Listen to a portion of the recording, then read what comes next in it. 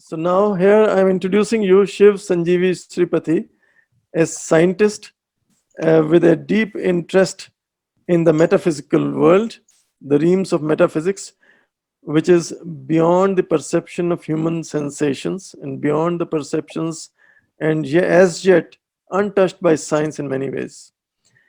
So here we begin with, and this is the original timeless Sanatan system.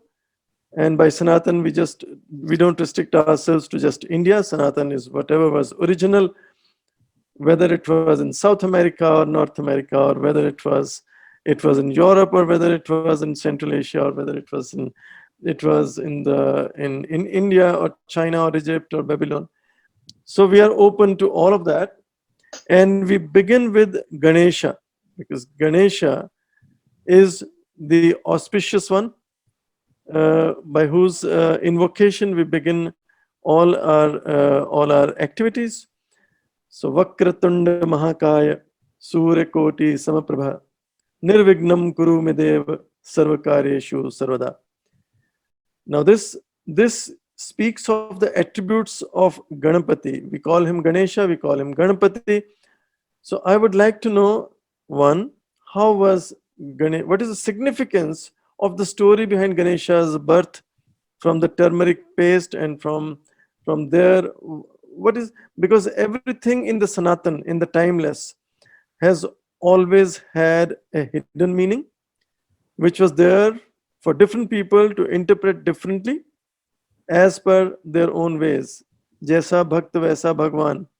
So the way you are, that is the way you would interpret. So how do you interpret the story of the birth of Ganesha? Namaskar, Shri Ganeshaya Namaha. So, Shri Ganesh, the Adi Dampati, the primordial couple, the parents of this whole universe are considered as Parvati and Parameshwara, or Shiv and Shakti. So, the origin of Ganesha is from, as you said, the turmeric paste that the Divine Mother Shakti, while anointing herself prior to a bath, with that she formed this child of hers, whom she asked to guard. He was just told to guard no matter who comes. So he didn't know the concept of this person you can allow, this person you cannot allow, because he was told nobody should come in. No clause was added as in your father is Shiva, he is like this, so he can come in. So he was just abiding by the instructions given to him. But Sanatan is always adapting ourselves, because even in biology, unless you adapt yourself to the external environment, there's a problem with evolution. So that is why there was a, you can say there was a conflict between the two. And we have a very interesting metaphor here: the replacement of the human head with the elephant head. Now, let us not completely go by stories, because if you take the Lalitopakhayana, it is said Devi looked at Shiva and Ganesha was created. So the origin is replacement of the human with an elephant head. One, the elephant is a symbol of power, strength, yet humility. We will not find elephants just creating rampage or creating havoc, unfortunately, like many humans on this planet. And the other tattva about an elephant is, His Holiness Sri Kanchi Shankaracharya says, and there's a very deep philosophy over here. If you see us, humans, and many other animals, dogs, cats, the mouth is open, the mouth opening. But for an elephant, it is one of the only animals where the mouth is covered with the trunk. Unless it doesn't open the trunk, you can't see the mouth. So this is a very deep metaphysical, philosophical meaning, as in maybe we should also keep a trunk on top of our mouth, so that before we speak something, we can be conscious as to whether it is going to be of lokakshema, that is for the welfare, or is it just going to be a barrage of words? So a very, very apt and beautiful description. The mouth covered with the elephant, with the trunk. So that means think before you speak, look before you leap, and be peaceful while having the strength and the ability to remove the obstacles without disturbing too much else around you. The replacement of the, some people would say that the replacement of the head with the elephant's head would at least indicate the thought in the minds of the ancient peoples of this earth that someday, technically, it should be possible to do a head transplant or to do an organ transplant, or replacing one organ with the other, for example. And there are experiments now on, and some successful, of transplanting animal organs or even created organs into the human body. So whether they were able to do it or not at that time, at least there was a thought in the mind. And metaphorically speaking, they had this idea that the human head is a head full of ego, I, me, myself. And replacement of the human head with an elephant head, a very wise, a very calm person putting the trunk in front of the mouth. Yes, we should also we should all have a vakratunda, that means a trunk in front of our head. So this gives the significance of the birth of Ganesha. It also tells that Ganesha would perform its duties without considerations, without any considerations, which we need to learn. When we're given a certain duty, we have to do it, we must do it without consideration to anything or any consequences. That is another message that we get.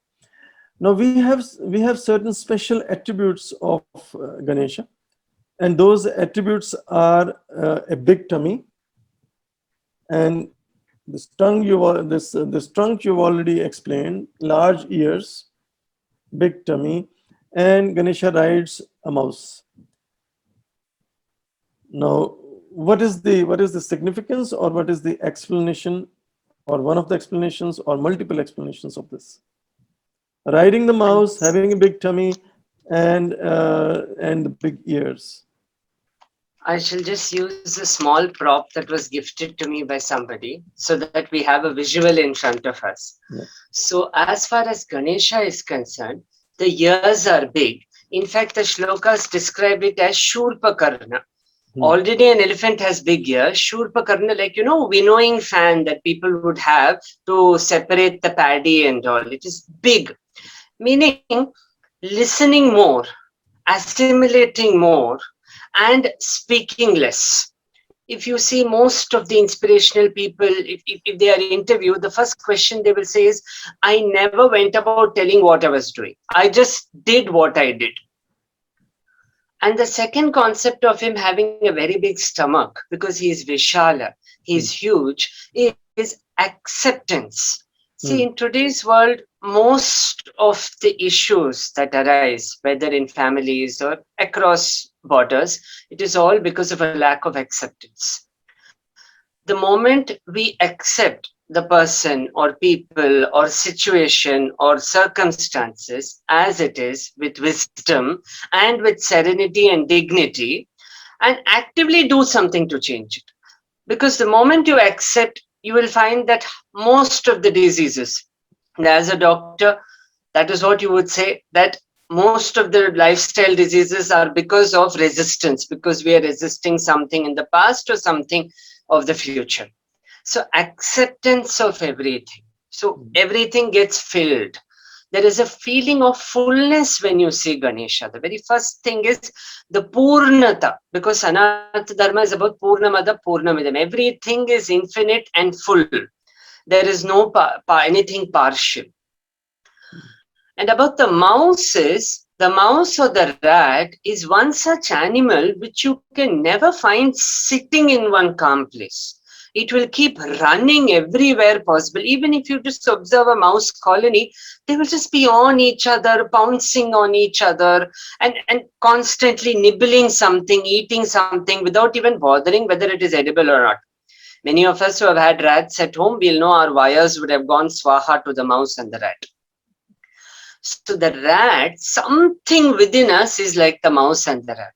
Our mind and hearts runs around everywhere like the mouse and the rat, unrestrained, lack of control.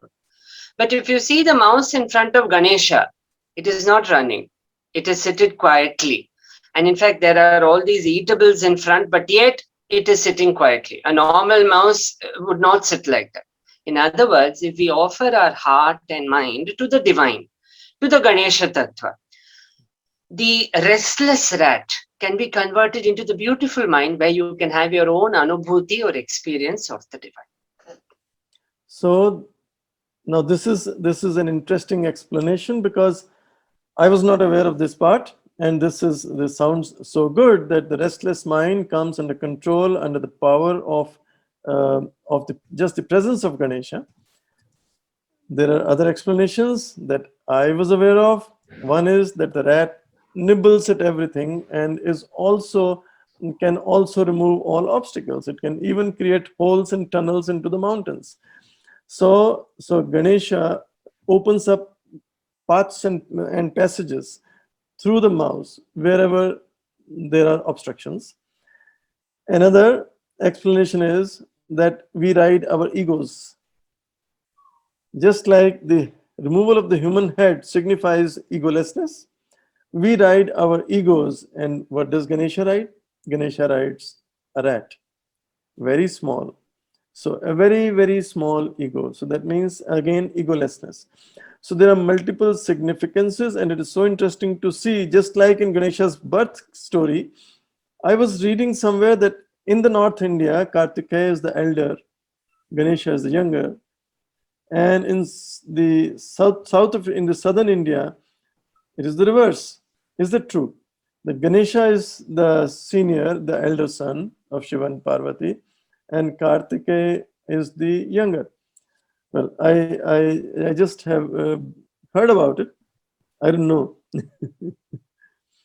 According to some shastras, like in the 60 names of Ganesha, we call him Skanda Purvaja, one who came before Skanda or Kartikeya.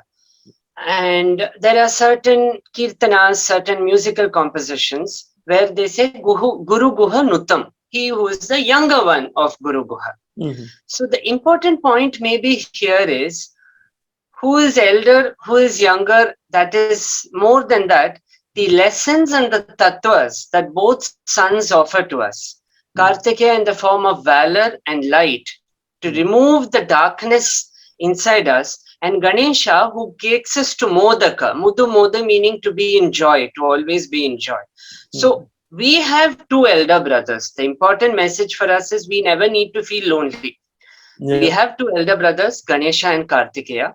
And with their grace, we can move from Tamasoma Jyotirgamaya. Tamasoma Jyotirgamaya, from darkness to light. The light of knowledge, the light of wisdom. Why do we call Ganesha as Ganapati? And why do we call, and it's very interesting actually, the other part is why do we call him as Vinayaka? What is the significance?